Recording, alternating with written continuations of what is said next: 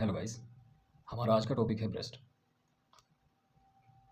देखिए, ब्रेस्ट के बारे में जो मैंने सिंपलेस्ट कॉन्सेप्ट आपको देने चाहिए हैं, जो मैंने बनाए हैं आज, उसमें ये है कि किसी भी कंट्री में अगर हम बात करते हैं ओवरऑल, लोगों की जिम्मेदारी होती है सरकार के ऊपर या फिर वहाँ के पीएम के ऊपर। इसी तरह हमारी बॉडी में ब्रेस्ट की जिम्मेदारी जो है वो दो स्ट्रक्चर के ऊपर है, pectoralis major muscle and pectoral fascia के ऊपर। तो दो चीज़ यहाँ पे क्लियर हुई आपको स्टार्टिंग में कि पीएम और पीएफ दो चीज़ मैंने लिखी है, वो ब्रेस्ट को सपोर्टिंग फ्रेमवर्क देते हैं। दैट मीन्स पेक्टोरल मसल और जो पेक्टोरल फेशिया है, दो चीज़ क्लियर। एक रफ डायग्राम मैं आपके साथ डिस्कस करता हूँ, इससे शायद आपको ये टर्म्स और क्लियर हो जाएंगी। देखिए, PM PM here is pectoralis major muscle and PF is pectoral fascia and this is breast tissue. देखिए, ब्रेस्ट टिश्यू के अंदर भी दो स्ट्रक्चर मैंने दिखाई हैं, 1 एंड 2। देखिए, इस डायग्राम में मैं डिस्कस कर रहा था आपके साथ कि this is pectoral fascia and this is breast tissue, this is nipple areola complex. और दो नंबर मैंने दिखाए हैं 1 एंड 2। ये दो नंबर क्या बता रहे हैं? देखिए, एक मैंने बनाया है लेक्टिफेरस डक्ट 1 पे और सेकंड नंबर पे दिया गया है लिगामेंट ऑफ कूपर। जैसे इस ट्रिक में मैं आपको कुछ थोड़ा हिंट दूं तो ये ऐसे बनाई है मैंने कि स्कूटर एक है, उस पर कोई जा रहा है, उसको चलाने वाला आप कोई भी मान सकते हैं, पीछे बैठी है उसमें लड़की। वो अब बार बार क्या हो रहा है, वो जो चलाने वाला है उसके टकरा रही है, तो उससे जो चलाने वाला है वो परेशान हो जाएगा। तो एक से ज़्यादा बार टकरा रही है, वो बहुत बार टकरा रही है, वो 15-20 बार टकरा गई। तो जो चलाने वाला है वो परेशान हो गया, उसने कहा कि अरे यार, इसको थोड़ा पीछे पीछे ले लो। क्यों? क्योंकि लग रही है, बार बार से लगती रहे फिर से। लेक्टिफेरस डक्ट को मैंने कैसे बताया है कि लगती रहे फिर से, वो बार बार लग रही है, वो टच हो रही है ना। तो लेक्टिफेरस डक्ट 15 to 20 नंबर। और उसको क्या कह रहा है चलाने वाला कि इसको पीछे ले लो। आप पीछे ले लो का मतलब है कि रिट्रैक्शन कर लो उसको। तो उसमें क्या एनोमली मिलती है, इसमें लेक्टिफेरस डक्ट में अगर कोई कार्सिनोमा है तो उससे रिट्रैक्शन मिलती है। तो लिगामेंट ऑफ कूपर इसमें सेकंड में नीचे वाला जो portion lower half of breast को सपोर्ट देता है, लोअर हाफ ऑफ ब्रेस्ट को लिगामेंट ऑफ कूपर सपोर्ट देता है। इसकी अगर इन्वॉल्वमेंट है तो हमें क्या मिलता है? डिम्पलिंग मिलती है। इसको मैंने कैसे बताया है कि मिनी कूपर ले दूंगा, एक पंजाबी सॉन्ग है, मिनी कूपर ले दूंगा विच बैठ के तू मारी गेड़ियाँ। हो सकता है इस सॉन्ग को सुनने के बाद कुछ आप में से हंस दें। और कुछ की स्माइल कैसी होती है? डिम्पल वाली भी होती है, कुछ की सिंपल स्माइल होती है जिसमें डिम्पल नहीं बनता। तो डिम्पलिंग मैंने बताया है लिगामेंट ऑफ कूपर की इन्वॉल्वमेंट। देखिए, अब दो चीज़ हमने कर ली हैं कि डिम्पलिंग और retraction, ligament of Cooper and lactiferous duct, दो चीज़ हमने कवर की है, उसमें डिम्पलिंग और रिट्रैक्शन हमने पढ़ा है। तो अब मैंने क्या ट्रिक बनाई है कि डॉक्टर्स स्किन नहीं देखते, ऊपर ऊपर से किसी की स्किन की अपीयरेंस वो नहीं देखते। देखिए, इसमें मैं क्या कहना चाह रहा हूँ कि doctors do not see skin. D means dimpling, R means retraction. तो dimpling and retraction are not science of skin involvement in breast cancer. देखिए, आगे चलते हैं। आगे ये लिखा हुआ है पीयू दा संतरा। पंजाबी जो कुछ लोग जानते होंगे तो वो लोग समझेंगे कि क्या मैं कहना चाह रहा हूँ। पीयू दा संतरा मीन्स पंजाब यूनिवर्सिटी है एक, उसके अंदर संतरे का पेड़ लगा हुआ है। तो पीयू दा संतरा, ऐसा मैं बताना चाह रहा हूँ कि पीयूडी ऑरेंज एक बर्ड होता है, पीयूडी ऑरेंज। तो यहाँ मैंने एक ऑरेंज बनाया है और इस ऑरेंज में कलर भी किया है, आप देख सकते हैं। ये वाली जो डायग्राम मैं दिखा रहा हूँ ये एक ब्रेस्ट का डायग्राम है। इसमें this one is nipple areola complex, this one, okay.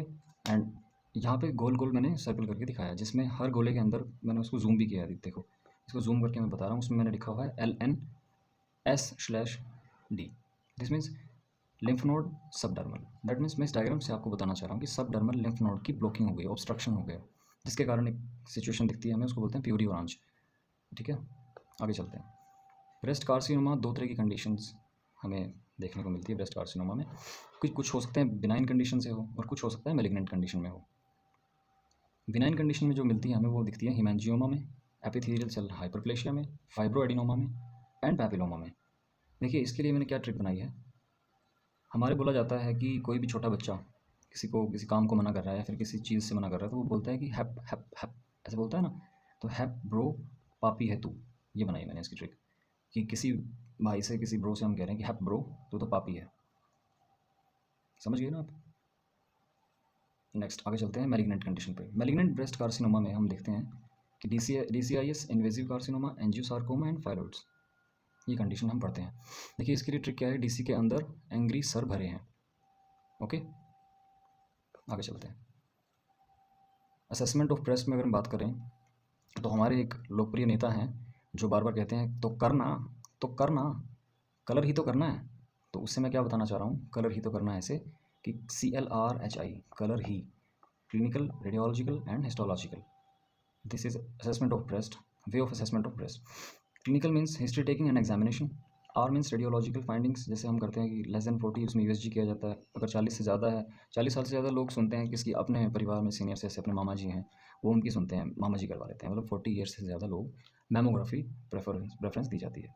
Histological में FNAC, FNNAC and true cut biopsy prefer किया जाता है। देखिए एक बायरेट स्कोर के बारे में मैं आपसे कुछ बताना चाहूँगा।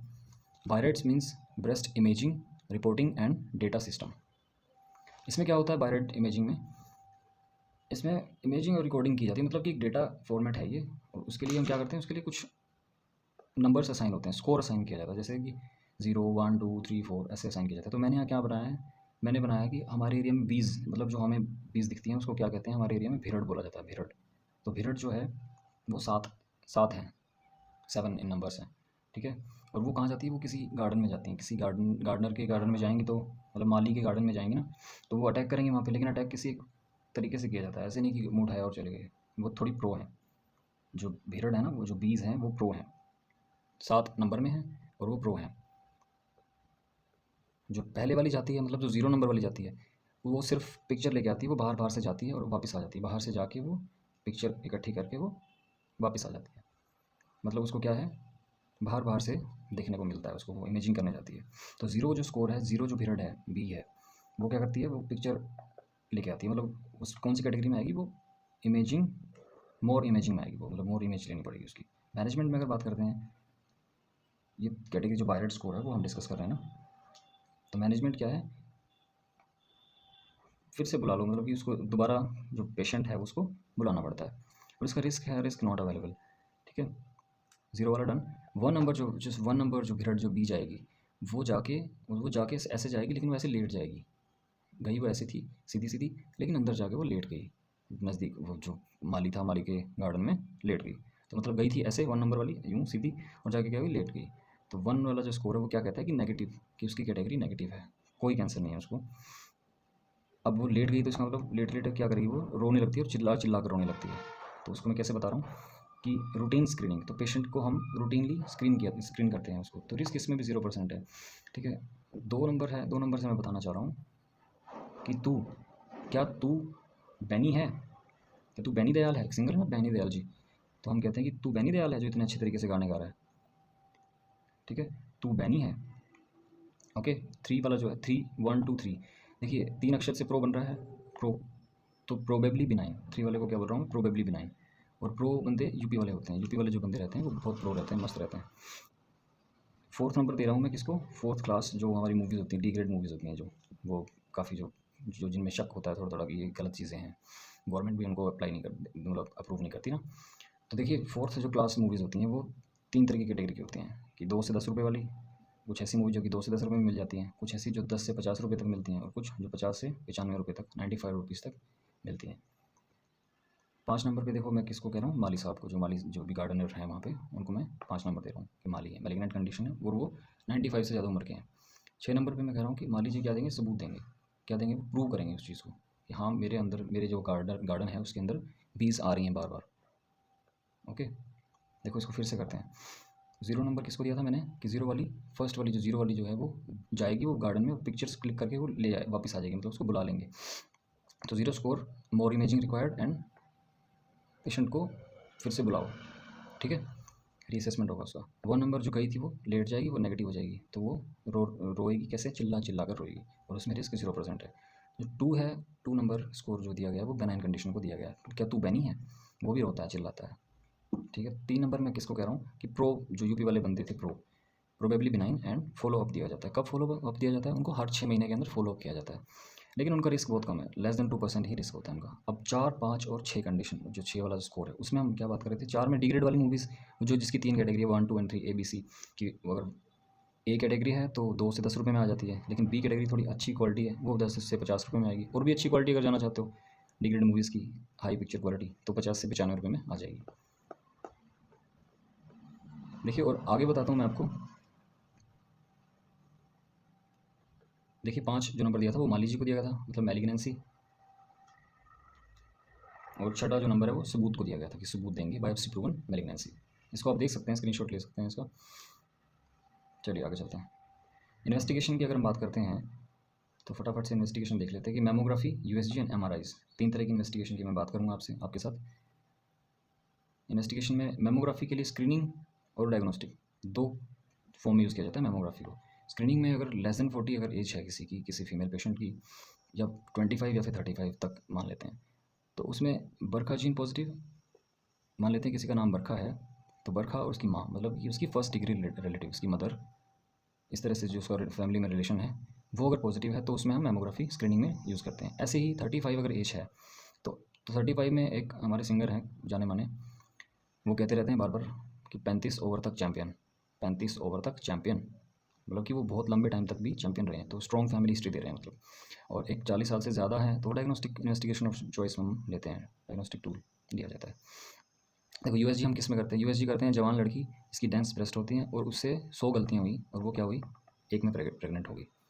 उससे 100 गलतियाँ हुई लेकिन वो एक में प्रेग्नेंट हो गई, फिर वो प्रेग्नेंट हो गई। तो young female with dense breast, differentiation between solid and cystic mass. So mistake का मतलब है सॉलिड वर्सेस सिस्टिक मास, सिस्टिक मास मिस्टेक, ठीक है। बिकम प्रेग्नेंट लेडी, तो आ गया समझ में आपको। और एमआरआई किस कंडीशन में करवाते हैं, एमआरआई के लिए मैंने ट्रिक बनाई है कि एमआरआई प्लीज़ करवा लीजिए एमआरआई, लाफरमानी मत करो मेरे इस बात की। तो डॉक्टर्स क्या कहते हैं कि एमआरआई करवाते रहिए प्लीज़, हमारी बात की लाफरमानी मत कीजिए। तो एमआरआई किस कंडीशन में किया जाता है, एमआरआई करते हैं, एम मीन्स मल्टीफोकल मल्टीसेंट्रिक जो लीजन्स होते हैं उनमें डिफ्रेंशिएट करने के लिए, आर मीन्स रिकरेंस या फिर स्कार की कंडीशन में उसको कहा जाता है इन्वेस्टिगेशन ऑफ चॉइस करवाओ एमआरआई। रिकरेंस हो गई हो या फिर स्कार जो प्रेजेंट होता है उस कंडीशन में भी इन्वेस्टिगेशन ऑफ चॉइस एमआरआई की रहती है।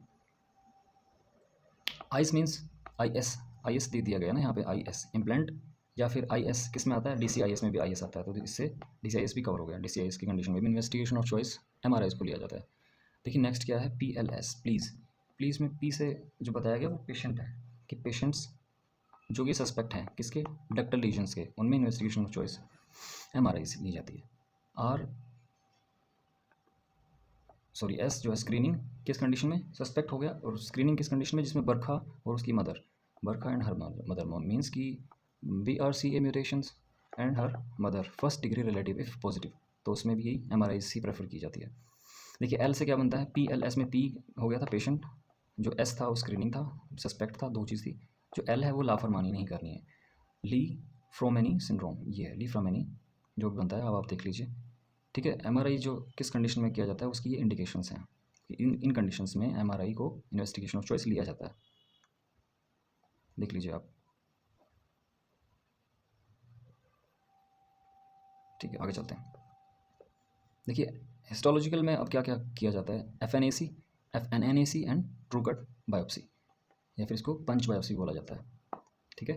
तो FNAC में FNA मीन्स फना, अगर इसको बोल के देखें तो फना, तो फना कौन लोग हो जाते हैं, 23 to 30 ईयर्स के लमसम इस तरह के लोग ही वो प्यार में क्या हो जाते हैं, फना हो जाते हैं, तो इसलिए 23 to 30 गोज निडल से FNAC हम करते हैं, फाइन नीडल एस्पिरेशन साइटोलॉजी। तो सी से साइटोलॉजी बन रहा है ना, तो अंदर तक साइटोलॉजी स्टडी की जाती है। और FNAC में क्या किया जाता है, इसमें ऊपर से नाना करते, क्या ऊपर से प्यार करते करते वो क्या हुआ, बस वो करते गए, तो FNAC का मतलब है कि नाना करते प्यार ऊपर से कर बैठे, वो इससे मैंने बताया कि मतलब सुपरफिशियल किया जाता है इसमें FNAC में, और कुछ नहीं, fine needle non aspiration cytology है।